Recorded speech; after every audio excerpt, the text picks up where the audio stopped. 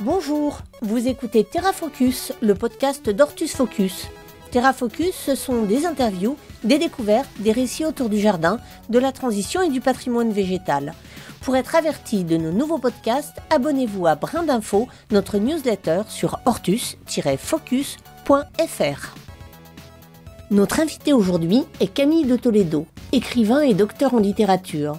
C'est à lui qu'a été confiée la lourde tâche de mettre en récit les auditions du Parlement de Loire dans un livre paru aux éditions des Liens qui libèrent. Ce sont les témoignages de chercheurs, riverains, philosophes ou poètes qui constituent cette parole du fleuve. Avec lui, nous allons découvrir ce que signifie donner la parole aux éléments naturels. Nous allons aussi nous interroger sur l'enjeu du statut de personne morale que nous leur reconnaîtrions. La mission du Parlement de la Loire était de donner la parole au fleuve et de construire un système légal de représentation qui lui permette de prendre soin de lui et de se défendre contre les agressions et les formes d'exploitation qui lui sont nuisibles. Aujourd'hui, une quantité d'idées reçues et de préjugés s'opposent à la personnalisation juridique des éléments de la nature. Bonjour Camille de Toledo. Est-ce une utopie ? Je commence le livre par ça en disant que c'est pas du tout utopique, que tout ça est topique, c'est-à-dire que l'utopique, c'est le marché. L'utopos, c'est ce qui n'a pas de lieu. Donc le marché n'a pas de lieu, la finance n'a pas de lieu. Les différents intérêts de très très grandes entreprises ne dépendent plus du lieu. Donc la déterritorialisation, comme aurait dit Gilles Deleuze, l'utopique de nos systèmes économiques, il est là. C'est le sans-lieu du marché nomade. Ça, c'est utopique. Ce qui est topique, c'est le lien d'attachement de différentes populations et le lien y compris de vie, de survie, de dépendance à l'égard de la terre, des milieux, des écosystèmes. Que peut-on espérer pour la nature ? Le mouvement qui est en marche, il est inarrêtable. Qui pourrait arrêter le mouvement des droits de la nature ? Je ne vois pas. Scientifiquement, il se justifie.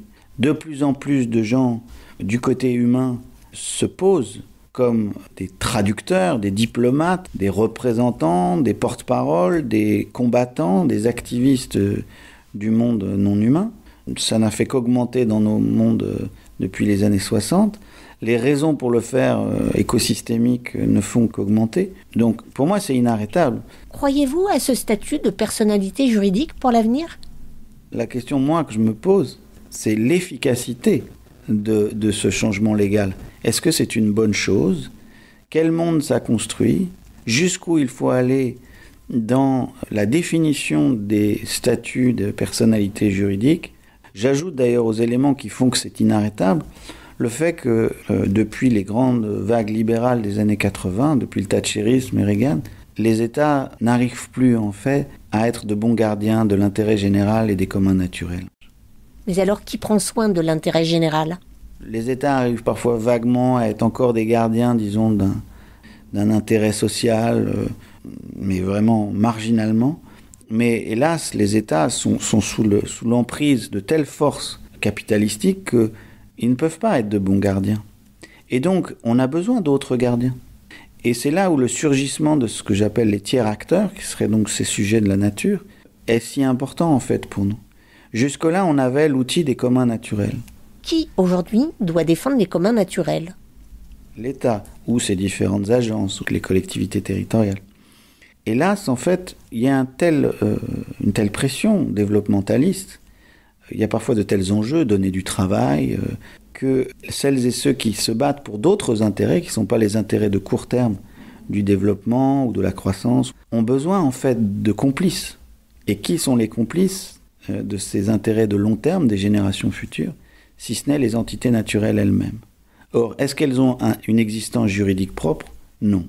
Et donc, on est en train de passer d'un monde où il y avait d'un côté les éléments du public et de l'autre les intérêts privés, à un monde à trois branches, où il y aura d'un côté des intérêts privés, de l'autre l'État, qui fera encore une fois plus ou moins bien son rôle d'arbitre, et ce qu'il faut, c'est désormais des entités de la nature pour organiser la balance des pouvoirs autrement pour permettre aux intérêts de long terme d'avoir droit de cité dans nos institutions. Vous écrivez, on se dira naïvement, mais comment ? Comment un fleuve peut-il se défendre en justice puisqu'il ne sait pas parler ? Comment une forêt pourrait-elle organiser sa représentation ? Je vous pose donc la question, comment échanger avec un fleuve qui ne parle pas ? Dans toute l'histoire humaine, depuis vraiment l'invention du langage et les premières observations du langage, en fait, les humains négocient, dialoguent, conversent avec les milieux dans lesquels ils s'installent ou dans lesquels ils vivent ou ils s'implantent. Le Nil a une présence extrêmement incarnée dans l'ensemble des cosmovisions de l'Égypte antique. De la même manière qu'en Mésopotamie, le Tigre et l'Euphrate ont une présence extrêmement marquée. Si on lit les grands récits, que ce soit le Bhagavad Gita ou la Torah, où on voit qu'il y a une présence des éléments et des entités naturelles. Donc dans l'ensemble des grandes narrations humaines qui ont pendant des siècles fondé des ordres sociaux, il y a un échange. Les éléments parlent. Je cite Victor Hugo parce qu'évidemment les romantiques, après ces temps un peu plus cartésiens qui se sont ouverts à partir du XVIe, XVIIe siècle, qui ont cherché à désanimer le monde avec notamment les animaux-machines de Descartes. Toute cette désanimation a été contestée régulièrement de l'intérieur même de nos sociétés naturalistes. Lorsque Victor Hugo dit que la nature parle et que c'est triste que le genre humain ne l'entende pas, en fait, il porte également cette vision-là. Tous les enfants, dans leur développement, passent par un âge où ils sont en quelque sorte animistes, que ce soit par des objets interstitiels qu'on appelle doudou, ou que ce soit en dialoguant avec les tornades, avec le vent, avec les forêts, parfois en échangeant des éléments de peur ou de guérison, de réparation, etc. Et qu'en est-il de la dimension scientifique ? Un sociologue des sciences et philosophe des sciences comme Bruno Latour a, je dirais, dédié sa vie à cela.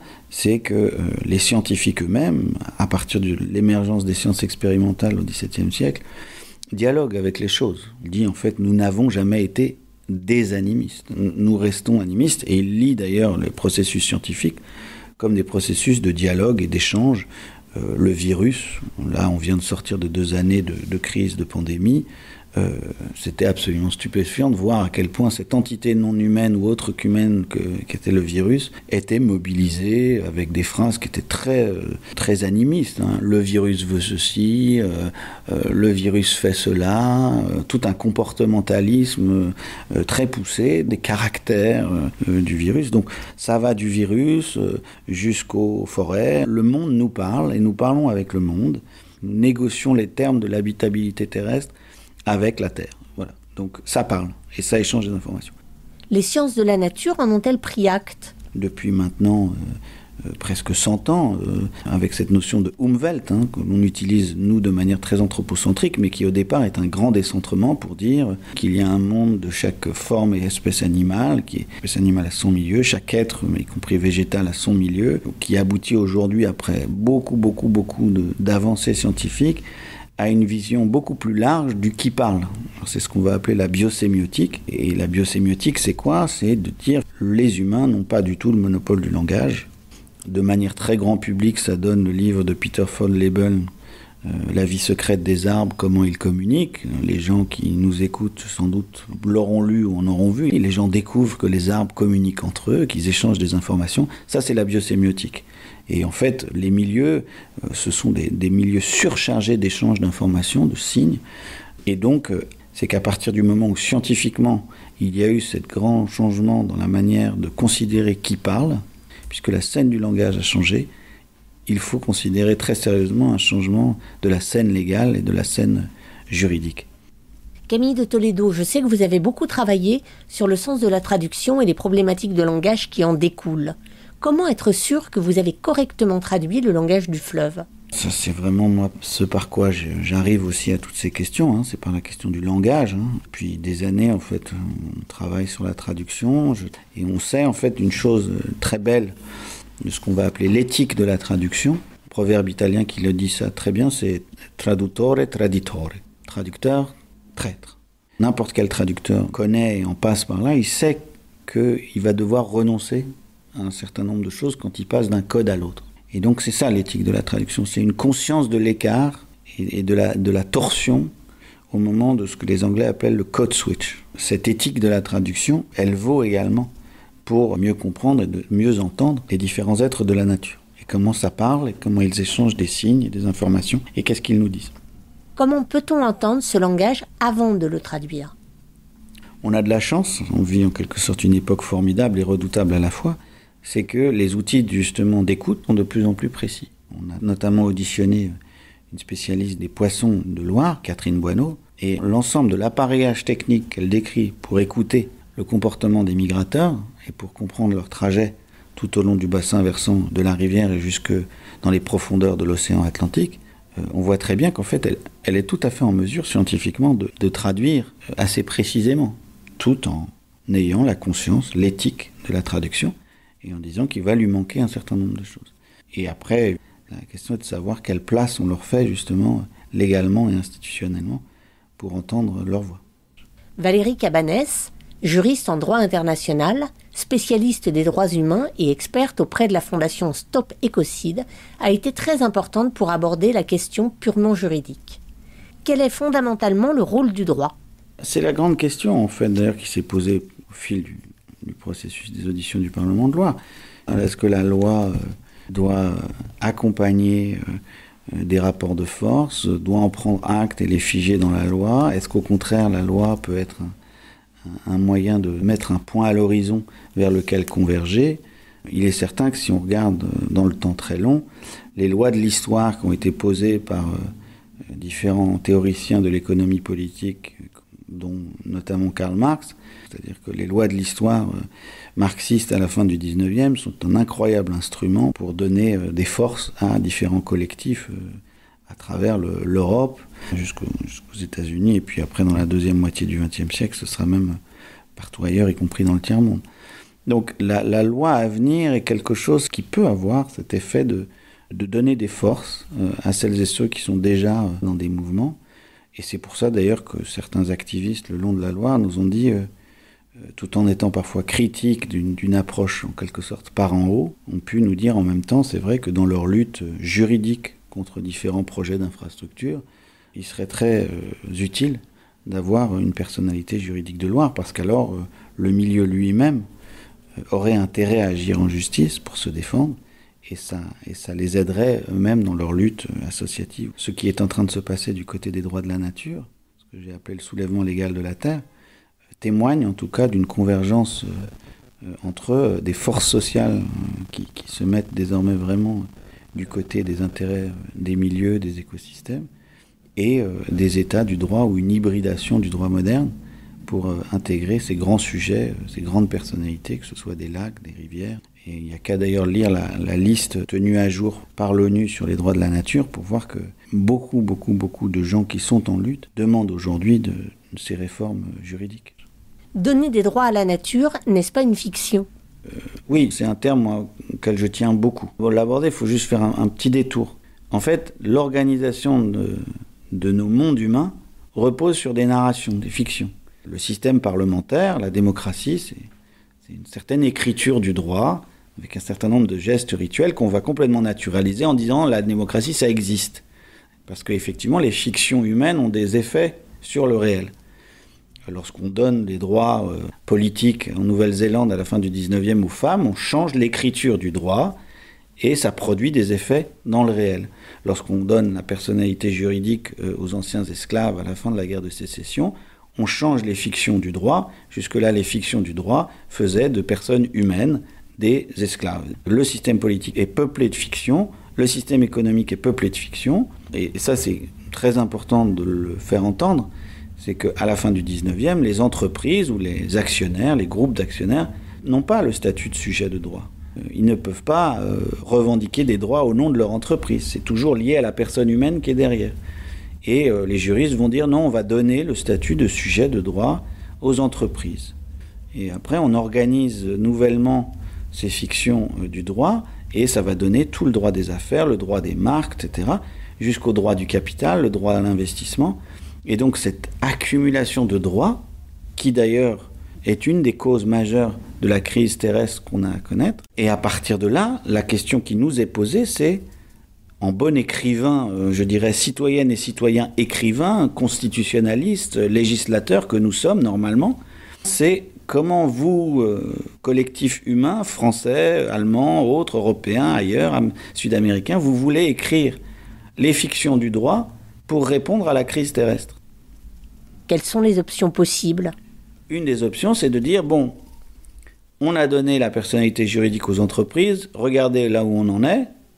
Hélas, on ne peut pas sortir de ces fictions qui ont des impacts très négatifs sur la Terre, parce qu'on ne peut pas sortir de la fiction de l'argent. On va créer de nouvelles entités fictionnelles pour que les milieux, les écosystèmes et différentes espèces puissent se défendre sur un théâtre élargi et qui donnera donc une voix aux entités naturelles. C'est cette réécriture des fictions qui est vraiment au cœur de ce livre, Le fleuve qu'il voulait écrire.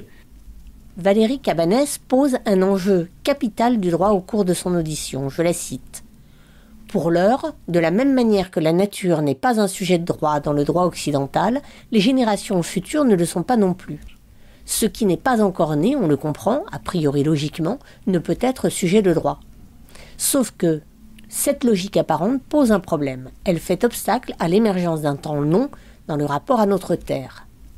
Je vous pose donc la question, si le temps long est ignoré et que donc les décisions de court terme se font à l'aveugle ou dans l'indifférence de l'avenir, que pensez-vous des actions de désobéissance qui se revendiquent comme un cri face à un droit figé ?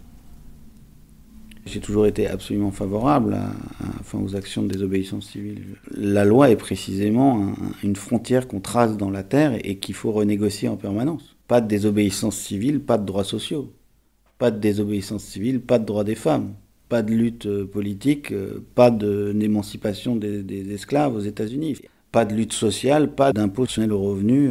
Je suis même stupéfait, en fait, souvent du discours des politiques aujourd'hui qui condamnent la désobéissance civile. Au nom de l'histoire, c'est un contresens profond. L'histoire du droit est le fruit, notamment, de luttes, et de luttes qui parfois étaient justement, d'ailleurs, violentes. Je suis très très sensible à ces questions-là, sur l'oubli de l'histoire, quand on efface la question de la lutte.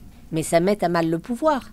C'est un instrument aujourd'hui que l'état des choses utilise pour disqualifier différentes luttes au nom d'une certaine vue très conservatrice de l'ordre social. Et toute ma démarche, que ce soit quand je faisais du documentaire sur l'antimondialisation ou avec les fictions du droit, c'est de dénaturaliser, c'est de dire mais en fait les lois depuis lesquelles vous parlez sont des conventions et ce sont des fictions. Et il appartient à tous les collectifs de les renégocier à tout instant, à partir du moment où la vie est menacée. J'encourage d'ailleurs vivement mes enfants en Allemagne d'aller manifester les vendredis. Mais c'est encore une forme très réformiste. Il y a des choses de lutte beaucoup plus sérieuses et qui, selon les gens qui veulent conserver l'ordre des choses, seraient beaucoup plus violentes, que je soutiens intégralement. L'arrachage des OGM était parfaitement nécessaire. Ça posait des questions à la société. Et à l'époque, l'ensemble des pouvoirs politiques institués, condamnaient, parce que c'était inadmissible, etc. Enfin, et pour la Loire ? Les bagarres contre les barrages, ça a changé la manière de regarder la rivière. Le plan Loire grandeur nature n'existerait pas s'il n'y avait pas eu les Indiens qui se sont battus dans ces protozades pour défendre la rivière. C'est même assez sidérant, en fait, que ça pose une question. Camille de Toledo, vous qui connaissez les urgences, ne craignez-vous pas que le processus soit trop lent ? On a l'impression d'une très grande inertie, et ça donne un peu raison en même temps à ce que vous disiez sur quand même ça change peu. La rente des positions acquises est telle qu'on met toujours beaucoup de temps à la changer.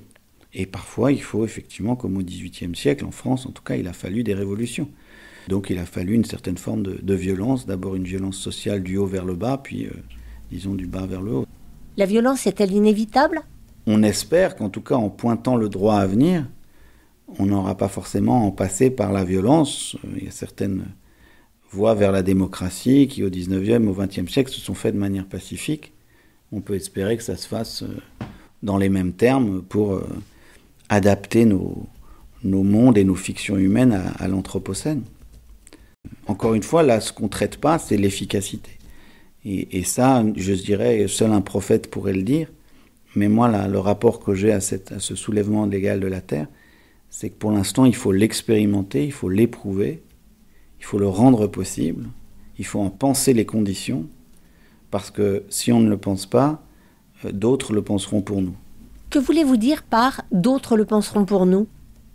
Ce qui se dessine pour l'heure, très différent de tout ce dont on vient de parler, c'est l'intégration des éléments de la nature terminale dans le marché, par des mécanismes qu'on appelle capital naturel ou fonction écosystémique. Les rapports se multiplient sur l'idée qu'il faut intégrer la nature dans les calculs comptables du marché pour éviter sa destruction. Et ça, c'est une toute autre approche que celle du droit. Et alors, que faire face au marché ? Pour moi, il y a un enjeu très, très fort à mettre ces outils entre les mains des gens pour qu'ils ne soient pas démunis le jour où ils auront compris que ça y est, dans les traités internationaux, ce qui est un peu déjà en train d'avoir lieu, tous les gens qui gouvernent ont validé ces principes de service écosystémique de telle manière qu'un apiculteur pourra louer le service de ses abeilles, qu'un agriculteur pourra louer sa terre comme bassin d'extension à la Loire en ayant des contreparties financières.